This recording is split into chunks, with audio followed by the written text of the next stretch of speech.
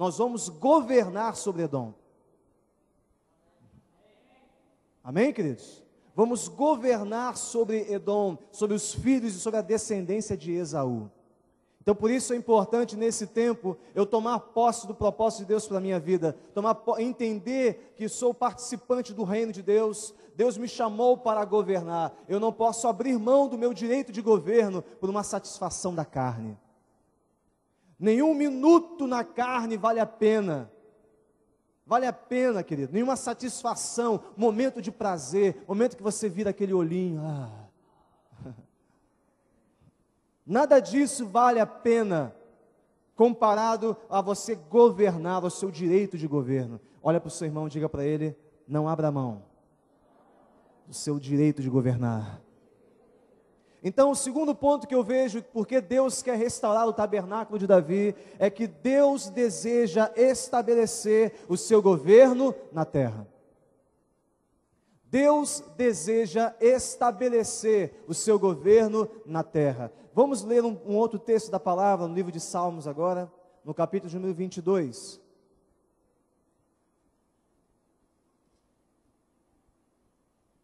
Salmo 22. Quantos estão comigo? Quantos estão acordados? Salmo 22, versículo 3, diz assim a palavra: contudo tu és santo, entronizado entre os louvores de Israel. Diga comigo: contudo tu és santo, entronizado entre os louvores de Israel. Então eu quero que você entenda que quando Davi, ele traz a arca para Jerusalém, ele traz a arca para o meio do seu povo, a arca de Deus simbolizava a presença, mas também a arca de Deus no meio do povo simbolizava o governo de Deus na terra.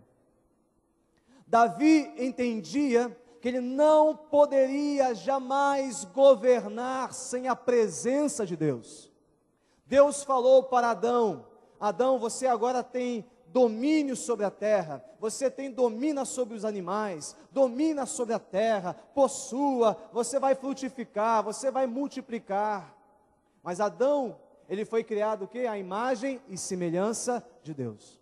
Então a imagem tem a ver com aquilo que Deus é. A imagem também tem a ver com a adoração, com a comunhão com Deus. Deus não tinha comunhão com animal algum, Deus tinha comunhão com o homem. E através desta comunhão, deste relacionamento, dessa adoração que Adão ministrava ao Senhor, dessa intimidade, o homem recebia a autoridade da parte de Deus para estabelecer o seu domínio e o seu governo na terra. Amém? Fala para o teu irmão: não há governo, não há reino de Deus sem relacionamento com Deus, sem presença de Deus, sem comunhão com Deus. Todas as vezes que eu procuro estabelecer o governo de Deus sem presença, é um governo humano. Um grande exemplo disso foi Saul.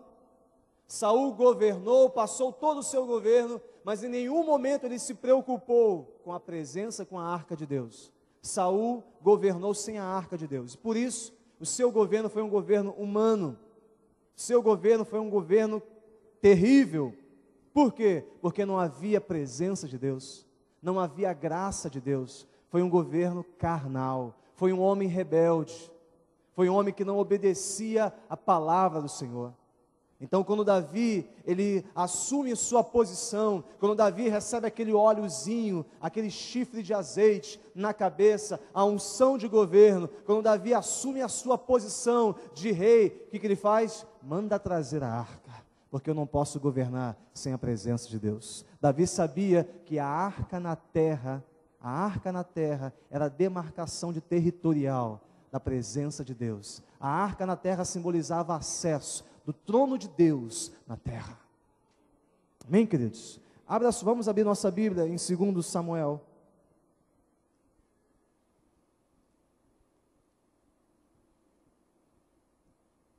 Segundo Samuel, capítulo 6.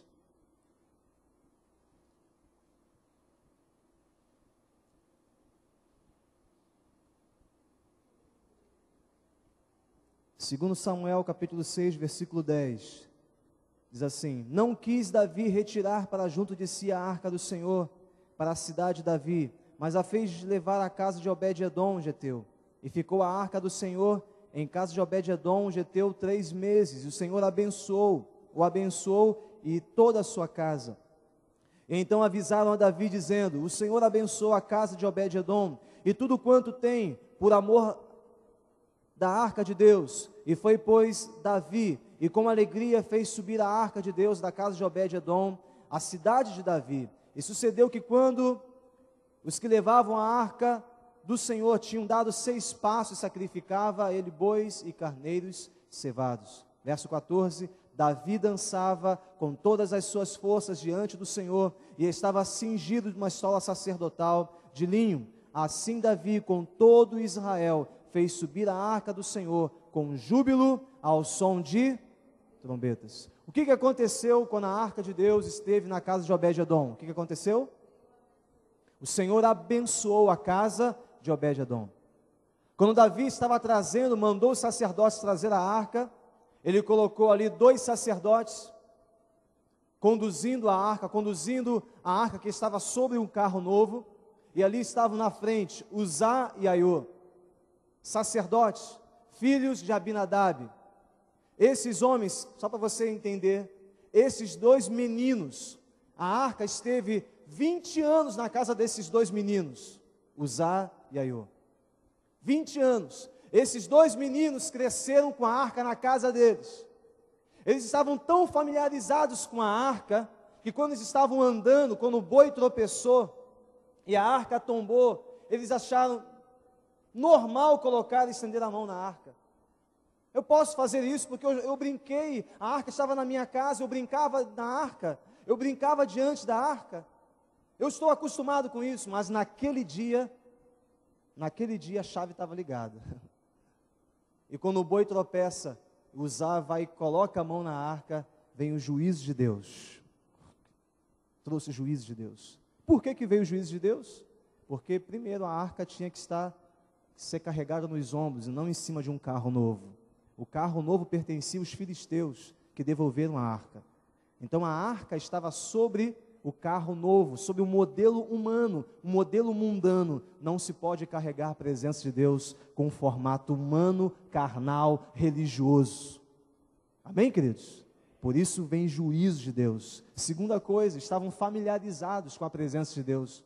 A pior coisa é quando um crente fica familiarizado com a presença de Deus, se acostuma com as reuniões, se acostuma, mas vai ser tudo normal, tudo a mesma coisa. Ele não tem mais a expectativa, perdeu a expectativa da presença, perdeu, sabe, a sede e a fome da presença de Deus. Tudo para ele agora está comum, se torna familiarizar. Essa palavra eu já conheço, essa música não me toca mais. Por quê? Porque o seu coração já está como uma pedra, uma rocha. Então o Senhor trouxe juízo.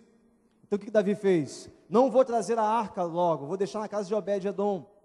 E Obed-edom, que não é bobo, deixou a arca lá, mas não tocou na arca. Deixa a arca aí, coloca um lugarzinho para ela, deixa dentro de casa. E a arca abençoou, a presença do Senhor abençoou a casa